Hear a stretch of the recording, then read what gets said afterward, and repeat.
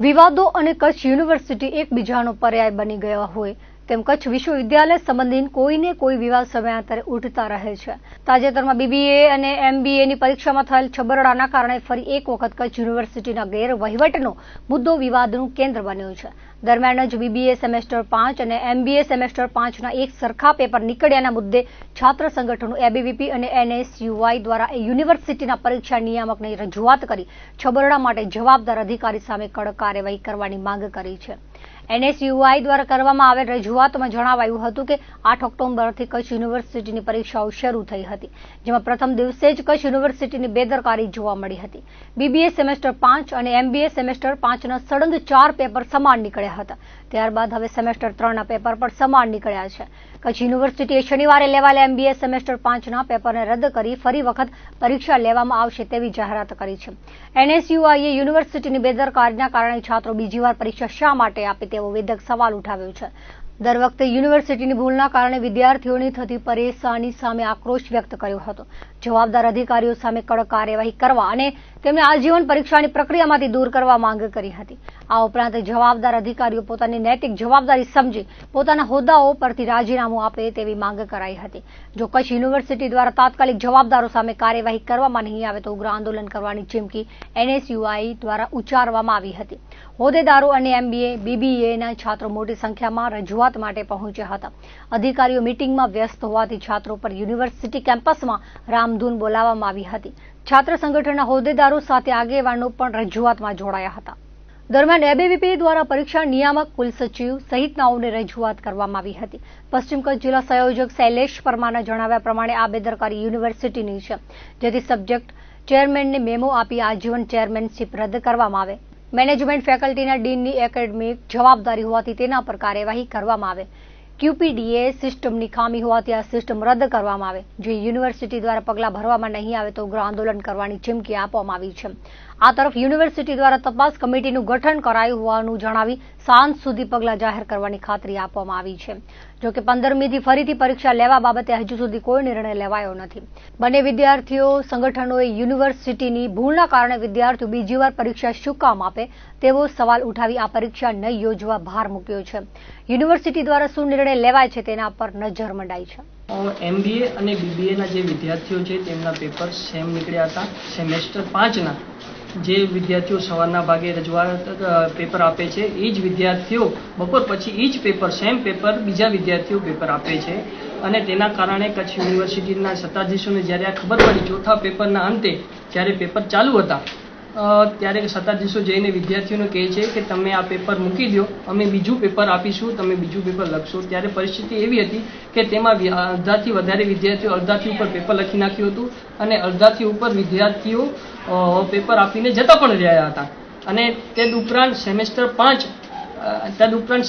3ના પણ પેપર સમાન નીકળ્યા છે। આજે જ્યારે અમે રજૂઆત કરવા અહીંયા કને પહોંચ્યા છીએ ત્યારે સેમેસ્ટર 3ના પણ પેપર સેમ નીકળ્યા છે, એ સત્તાધીશોને ખબર પણ નથી। અમારી સ્પષ્ટપણે માંગણી તાત્કાલિક ધોરણે આ લોકોએ પરીક્ષાનું પેપર રદ કરી નાખ્યું। અમારી સ્પષ્ટપણે માંગણી છે કે યુનિવર્સિટીના પાપે વિદ્યાર્થીઓ પરીક્ષા શું કામ આપે બીજી વાર? યુનિવર્સિટીના સત્તાધીશોને પાપને કારણે વિદ્યાર્થીઓ શું કામ બીજી વાર પરીક્ષા આપે?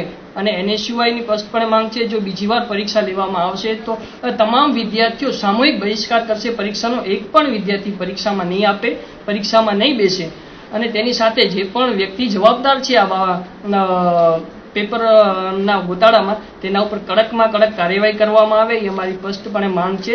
જો કાર્યવાહી કરવામાં નહીં આવે તો તમામ વિદ્યાર્થીઓને સાથે રાખી એનએસયુઆઈ દ્વારા ઉગ્રમાં ઉગ્ર આંદોલન કરવામાં આવશે। જાંચ કમિટી સરકાર તરફથી મોકલવામાં આવી છે।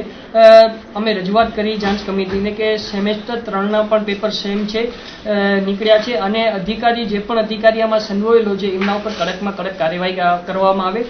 ત્યારે ખાતરી આપી છે કે જે પણ અધિકારી આમાં સંડોવાયેલા છે તેના ઉપર કડકમાં કડક કાર્યવાહી કરવામાં આવશે। પરંતુ વિદ્યાર્થીઓને જે બીજી વાર પરીક્ષા લેવાનો નિર્ણય કર્યો છે સાહેબે, તો અમે પણ એમને જાણ કરી છે। 15 તારીખને એમને બીજી વાર પરીક્ષા લેવાની જાહેરાત કરી છે, તો તાત્કાલિક ધોરણે 15 તારીખ પહેલા નિર્ણય આવી જવો જોઈએ કમિટીનો, જેથી વિદ્યાર્થીઓને બીજી વાર પરીક્ષા ન આપવી પડે।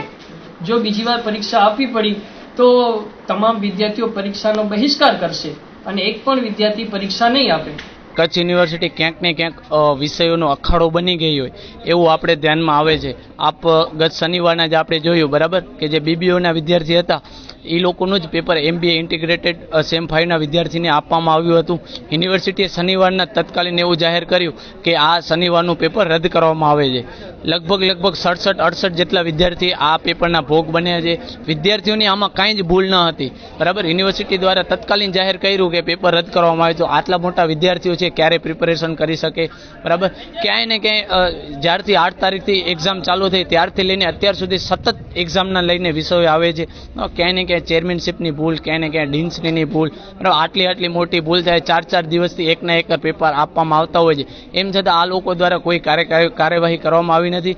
વિદ્યાર્થીઓને સતત કહી દેવામાં આવ્યું છે કે હવેની એક્ઝામ રદ. માત્ર ને માત્ર ખોખો રમે. અગાઉ પણ મેં જાણ કરી હતી એમ કે યુનિવર્સિટીમાં આ અધિકારીઓ ખોખોમાં જ માને છે. એક અધિકારી પોતાની ફરજ બીજા અધિકારીઓ ઉપર ઠાલવતો હોય છે. અત્યારે પણ એવું કીધું કે અમે કમિટીના નામે ચર્ચા કરીએ છીએ. સરકાર દ્વારા ECની કમિટી રચવામાં આવી છે. કમિટીને પણ અમે અત્યારે રૂબરૂ મળીને આવ્યા. કમિટીને પણ રજૂઆત કરી છે બરાબર કે રજૂઆત જે પણ વિદ્યાર્થી હતા એ વિદ્યાર્થીઓની પરીક્ષા ફી ક્યારે વિદ્યાર્થી નહીં આપે, પરીક્ષા ફી એની માફ કરવામાં આવે. આ સાથે જેટલા પણ ચેરમેન આની સાથે સંકળાયેલા છે, ડીન સંકળાયેલા છે બરાબર, એને રાજીનામું લેવામાં આવે અથવા તો એને મેમો આપવામાં આવે અને એક એવી કાર્યવાહી કરવામાં આવે જે અગાઉ ક્યારેય ન થઈ હોય, જેથી કરીને આવી કોઈ ભૂલ થતા પહેલા વિચારવામાં આવે.